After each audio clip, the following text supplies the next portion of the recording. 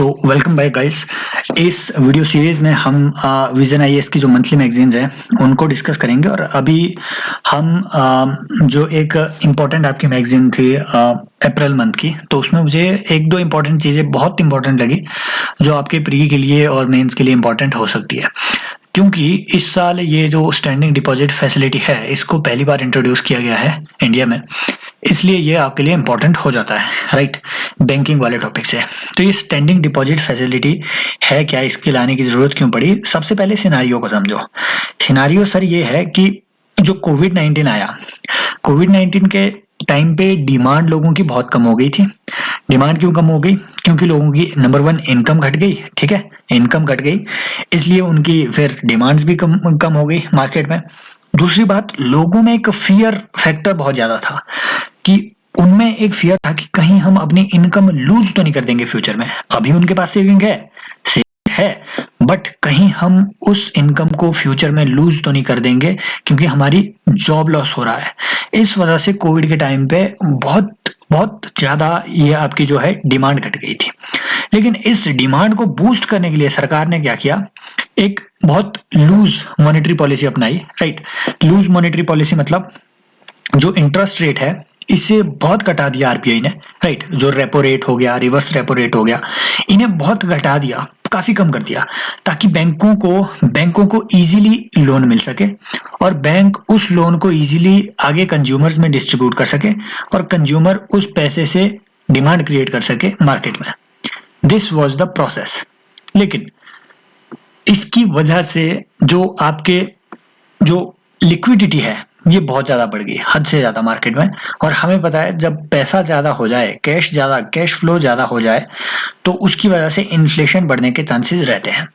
और यही अभी हाल के वर्षों में भी देखने को मिला है, राइट, एक दो साल से, कि इंडिया में इन्फ्लेशन 7% तक बढ़ गया है। जो सीपीआई इन्फ्लेशन है, राइट, सीपीआई इन्फ्लेशन ये 7% तक बढ़ गया है।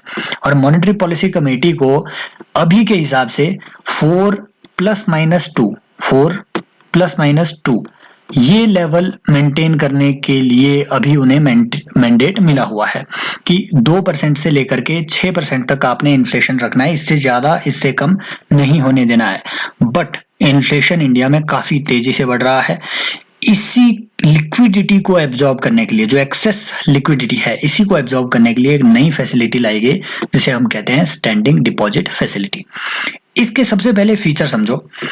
इस स्टैंडिंग डिपॉजिट फैसिलिटी का इंपॉर्टेंट फीचर ये है, जो ये स्टैंडिंग डिपॉजिट फैसिलिटी है, इसका इंपॉर्टेंट फीचर है कि इसके लिए आपको कोई भी सिक्योरिटी जमा नहीं करनी पड़ेगी, राइट। बैंक आरबीआई के पास आपको आरबीआई को बैंकों को कोई सिक्योरिटी देनी नहीं पड़ेगी। जीसेक जिसे हम कहते हैं, गवर्नमेंट का बॉन्ड, वो देना नहीं पड़ेगा। यूजुअली होता क्या है, रिवर्स रेपो, इससे पहले रिवर्स रेपो रेट हुआ करता था।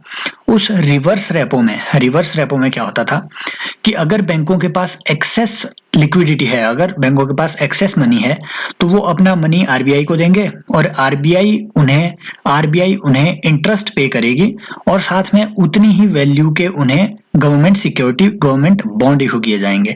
ये होता था रिवर्स रेपो में, रिवर्स रीपर्चेज ऑप्शन, राइट।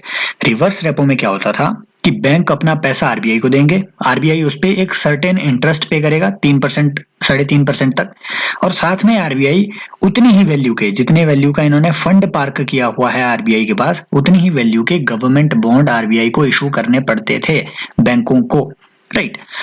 लेकिन इससे फिर बॉन्ड की लिक्विडिटी बढ़ रही थी।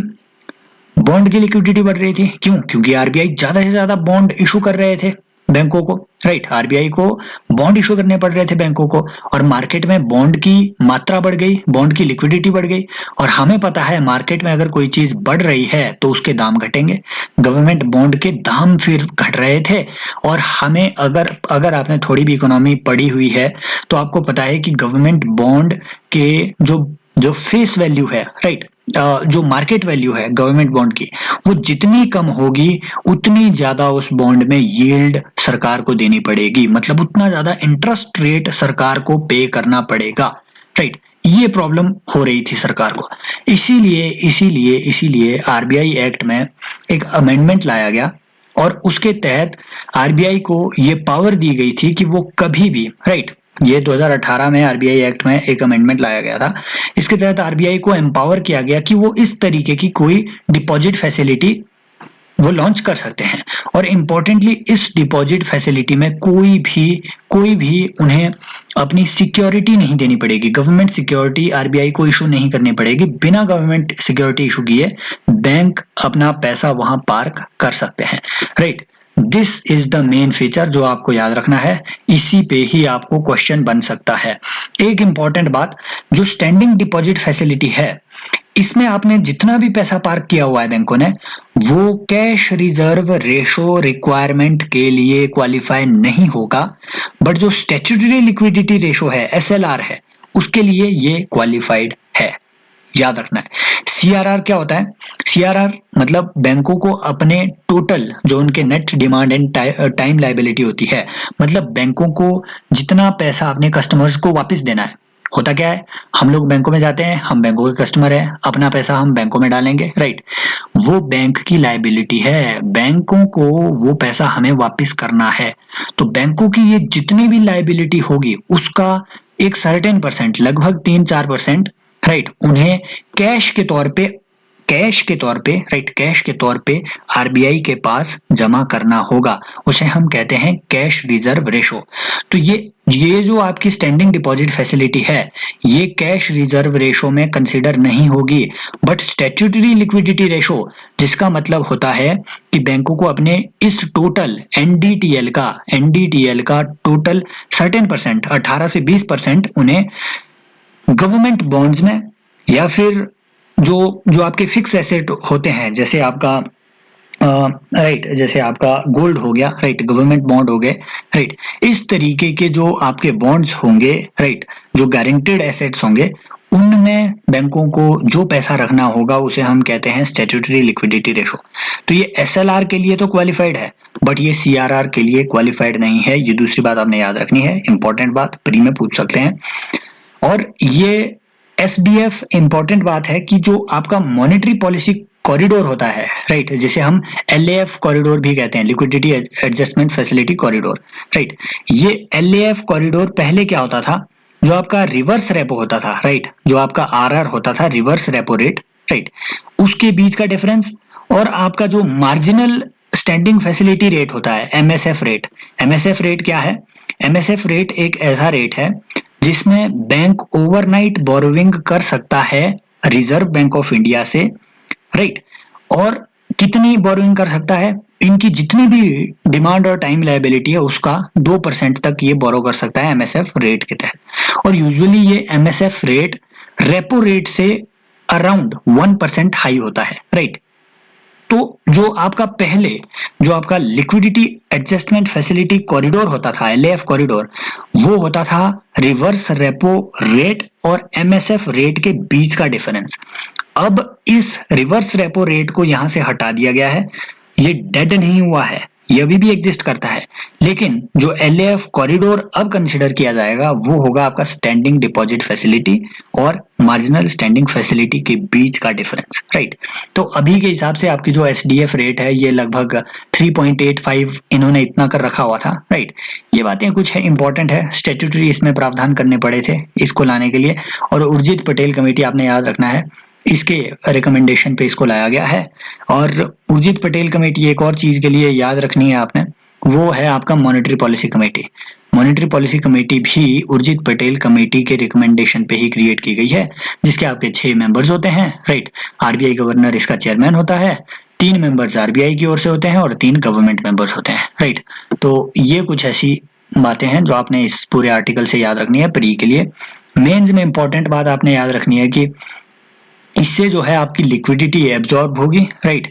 और ये, हाँ एक बात और, ये वीक के पूरे हफ्ते के 7 दिन, राइट, 7 दिन इंक्लूडिंग पब्लिक हॉलीडेज, ये आपकी फैसिलिटी ओपन होगी। बैंक कभी भी आरबीआई के पास अपना पैसा रख सकते हैं, उन पे उनको एक इंटरेस्ट मिलेगा। और ये ई कुबेर नाम का जो आरबीआई का एक प्लेटफॉर्म है जिसमें आरबीआई प्राइमरी ट्रेडिंग करता है, राइट। प्राइमरी ट्रेडिंग मतलब जो सबसे पहले इशुएंस होती है किसी भी गवर्नमेंट सिक्योरिटी की, उसे हम कहते हैं प्राइमरी ट्रेडिंग। तो आपकी जो प्राइमरी इशुएंस होती है वो आपके ई कुबेर प्लेटफॉर्म पे होती है। आरबीआई का एक प्लेटफॉर्म है, पूछा जा सकता है, क्योंकि 2021 में भी एक आरबीआई का ऐसा ही प्लेटफॉर्म था, उस पे क्वेश्चन आया था प्री में। सो ये बातें आपने इंपॉर्टेंट इसमें याद रखनी है। एक और बात आपने इसमें याद रखनी है कि ये जो है, ये जो आपका लिक्विडिटी एडजस्टमेंट फैसिलिटी, जो आपका स्टैंडिंग डिपॉजिट फैसिलिटी है, इससे एक जो इम्पोर्टेंट फायदा होगा वो होगा कि आपका जो लिक्विडिटी है, एक्सेस लिक्विडिटी मार्केट से, वो एब्जॉर्ब हो जाएगी, राइट। और जो अभी तक एसिमेट्रिक, ये जो आपका लिक्विडिटी एडजस्टमेंट फैसिलिटी थी, राइट, ये एलएएफ कॉरिडोर था, इसे अभी तक माना जा रहा था कि कोविड के बाद ये एसिमेट्रिक हो चुका था। एसिमेट्रिक कैसे? यूजुअली क्या होता था, जो रिवर्स रेपो, राइट, जो रिवर्स रेपो रेट है और जो आपका रेपो रेट है, राइट, रिवर्स रेपो रेट, इसके बाद रेपो रेट और उसके बाद आपका एमएसएफ रेट, इन तीनों के बीच का जो डिफरेंस होता था वो यूजुअली इक्वल होता था, लगभग इक्वल। जैसे मान लो रिवर्स रेपो रेट आपका 3% है और रेपो रेट आपका 4% है। रेपो रेट मतलब वो रेट जिसपे बैंकों को कर्ज देगा आरबीआई, रिवर्स रेपो रेट मतलब वो रेट जिसपे आरबीआई बैंकों से कर्ज लेगा, राइट। और एमएसएफ रेट वो रेट जो आपके जो आपके रेपो रेट से 1% ज्यादा के कॉस्ट पे आरबीआई बैंकों को लोन देता था, राइट, एमएसएफ रेट। तो मान लो रिवर्स रेपो रेट 3% था पहले, आरआर 4% था और ये एमएसएफ आपका 5%। इन सब के बीच का गैप 1% है। इसे हम कहते हैं symmetric policy corridor.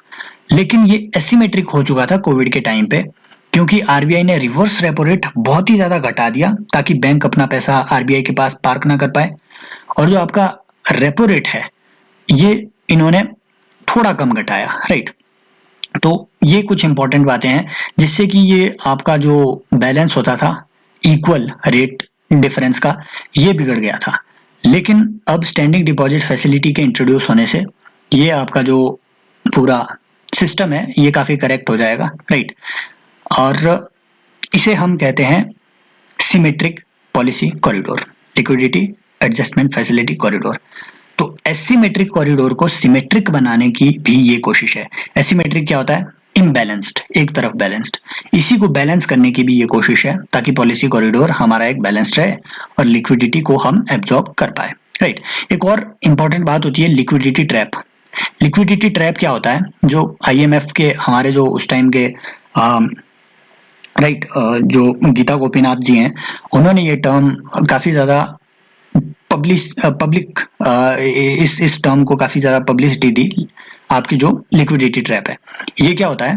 Liquidity trap का मतलब होता है कि गवर्नमेंट क्या है कि डिमांड बूस्ट करने के लिए जो इंटरेस्ट रेट है उसको ज्यादा से ज्यादा कम करेगी और अपना खर्चा बढ़ाएगी। गवर्नमेंट क्या है कि इंफ्रास्ट्रक्चर में बहुत इन्वेस्ट करेगी, राइट, लोगों को डायरेक्ट ट्रांसफर करेगी, जैसे सब्सिडी वगैरह हो गया, इसे बढ़ा देगी, राइट। इससे गवर्नमेंट क्या पुश करना चाहती है ताकि डिमांड बढ़े मार्केट में और इकोनॉमिक एक्टिविटी बढ़ सके। पर गीता गोपीनाथ ने बोला कि आप अगर एक लिमिट से नीचे अगर सब्सिडाइज भी कर दो चीजों को, लोगों को अगर डायरेक्ट ट्रांसफर करने लगो पैसे का, तो लोग क्या करेंगे कि लोग सेविंग करने लग जाएंगे उस चीज की, राइट, उस चीज की वो सेविंग करने लग जाएंगे। सरकार लोगों को देगी ताकि वो डिमांड बढ़ा सके, लेकिन लोग उसी पैसे को सेव करने लग जाएंगे, राइट, सेव करने लग जाएंगे और मार्केट में पैसे की एक्सेस लिक्विडिटी हो जाएगी, राइट। और इसकी वजह से पैसे की वैल्यू काफी गिर जाएगी, राइट, और डिमांड क्रिएट नहीं हो पाएगी। डिमांड जीरो भी नहीं होगी ना क्रिएट होगी, सिंपली डिमांड जो है आपकी इनफाइनाइट हो जाएगी, राइट। डिमांड इनफाइनाइट हो जाएगी, क्योंकि जो कस्टमर है वो ये बिलीव करने लग जाएगा कि हो सकता है फ्यूचर में चीजें सस्ती हो, और इसी बिलीव की वजह से ना तो डिमांड बढ़ रही है, राइट, और एक तरफ से जो पैसे का इंजेक्शन है वो भी बढ़ रहा है। पैसे के इंजेक्शन की वजह से क्या हो रहा है इकोनॉमी में? इन्फ्लेशन बढ़ रहा है बट डिमांड नहीं बढ़ रही है। इसकी वजह से आपका एक डुअल प्रेशर क्रिएट हो जाता है इकोनॉमी में। इसी को हम कहते हैं लिक्विडिटी ट्रैप, और ये ट्रैप बढ़ता जाएगा, राइट। तो इस लिक्विडिटी ट्रैप से निकलने के लिए भी ये इम्पोर्टेंट है आपका स्टैंडिंग डिपॉजिट फैसिलिटी, राइट। तो आई होप ये आर्टिकल आपके लिए बहुत हेल्पफुल रहा होगा, राइट, ये डिस्कशन। और कमेंट में जरूर बताइए if I should continue with such discussion और not, right. Happy learning guys, love you all.